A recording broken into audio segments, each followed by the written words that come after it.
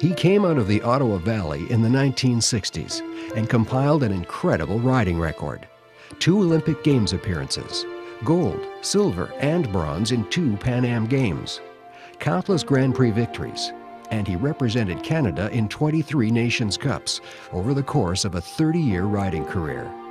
That alone would get you in the Hall of Fame. But for Terrance "Torchy" Millar, he was just getting started.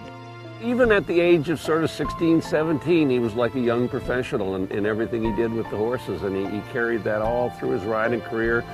He was always such a smooth rider, and he had a unique way of releasing his horses up the crest of the neck. Very famous horses like Phoenix Park.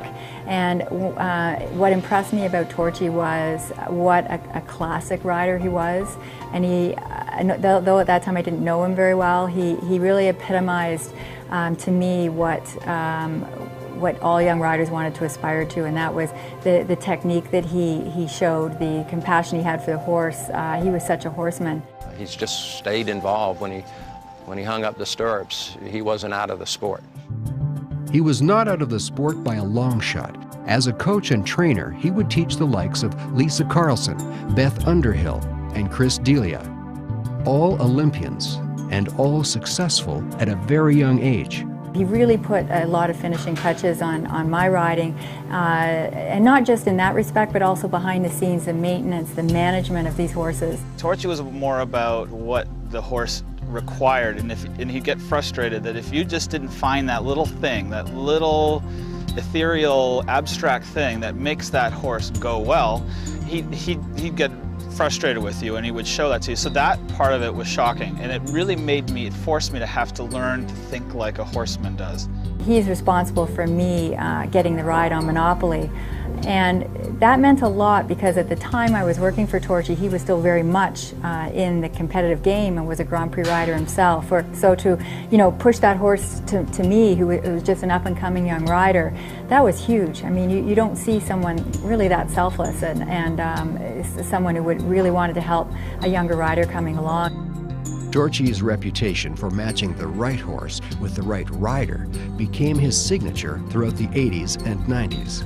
Torchy has found horses for the riders, has directed riders, go look at that one, I think it would be a good match for you type of thing, through his whole career. His reputation amongst most of the European dealers and riders was, as a Canadian, second to none, as a North American, second to none. Horses like Leacock, Grand Slam, and Rivendell all came to Canadian riders thanks to Torchy. With Canada's deepening talent pool, Torchy's next calling was to lead the way. His biggest and most important role has been as chef de keep. He's brought professionalism and dedication to this sport, which is probably unequaled. Ironically, Torchy's breakthrough result as chef came just 10 days after a disastrous showing at WEG in 2006. Bring the good lessons with you, but leave all the emotional nonsense behind and move on, because next week is another competition. And you better go into that believing in yourself and your horse and your teammates, or you won't win.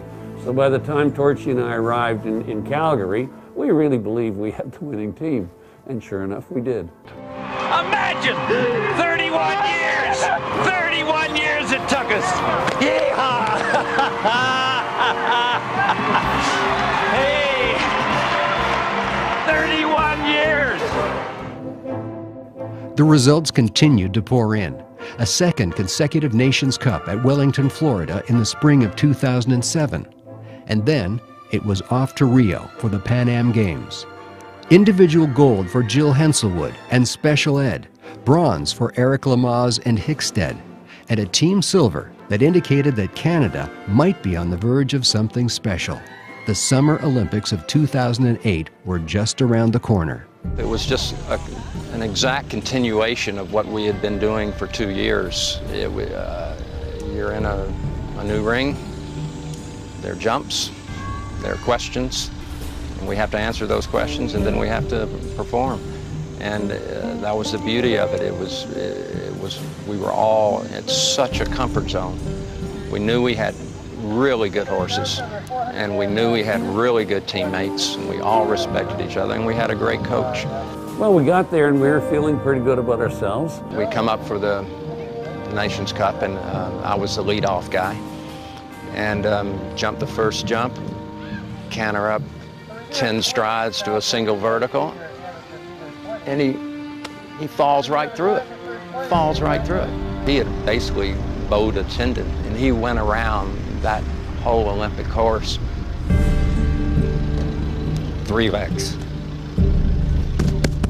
Big heart, big heart.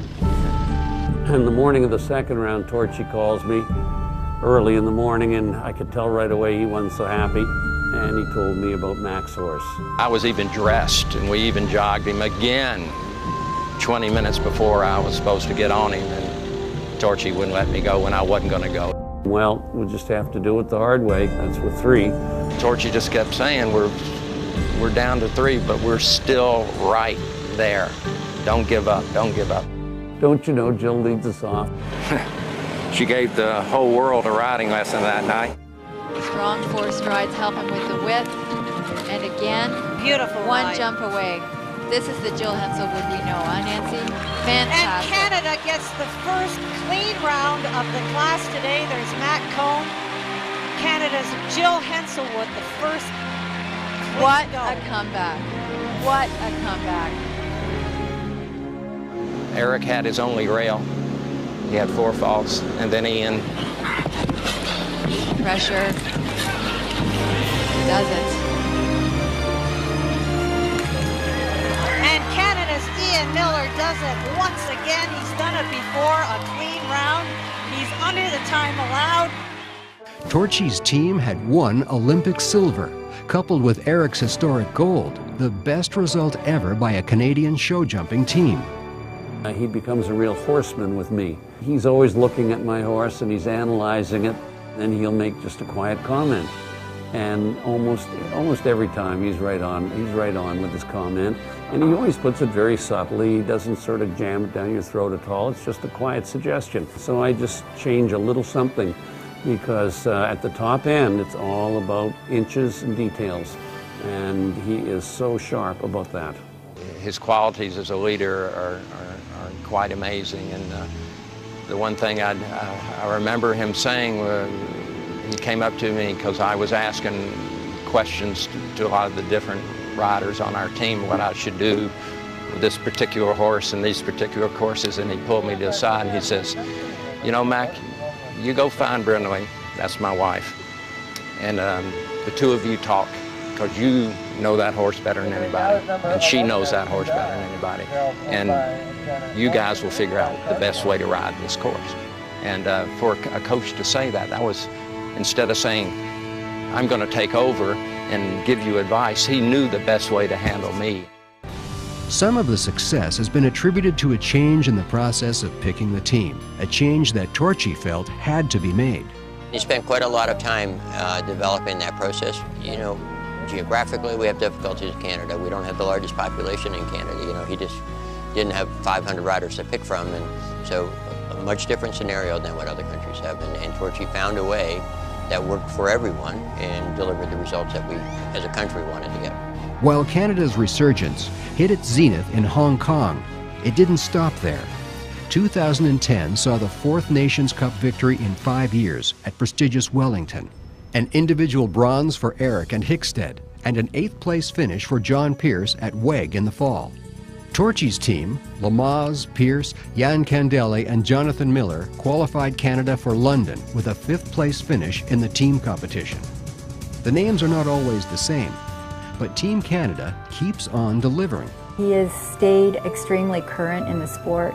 It's very easy to become, to rest on your laurels and say, I've achieved a certain amount of success. I'm just going to follow my path and do my own thing. But what Torchy's done is always investigate, always keep up on what's happening in the sport, what's new. He's always a step ahead. As a chef to keep, there are so many things to balance, so many constituents to please, and Torchy has always had an extraordinary knowledge of what to do, and always showed the wisdom of when to do it. Terrance Torchy Millar is a Canadian equestrian treasure. His effect on the sport reaches beyond the borders of Canada. and has put us front and center with the show jumping superpowers all around the world. You watch the relationship he has with the other famous coaches and chef d'equipes in other nations. I mean, you know, that same respect lives through all of that. And so, and that helps our country. I mean, our country is a small country relative in terms of numbers and things like that. And if you've got somebody who's speaking on behalf of our country, who has a great deal of respect amongst them, it goes a long ways. And that's something that we've needed, and Torchy's delivered for us. It's a passion. It's about a sport he loves. It's the animals he loves. He loves the riders. He loves the lifestyle. He loves everything about it.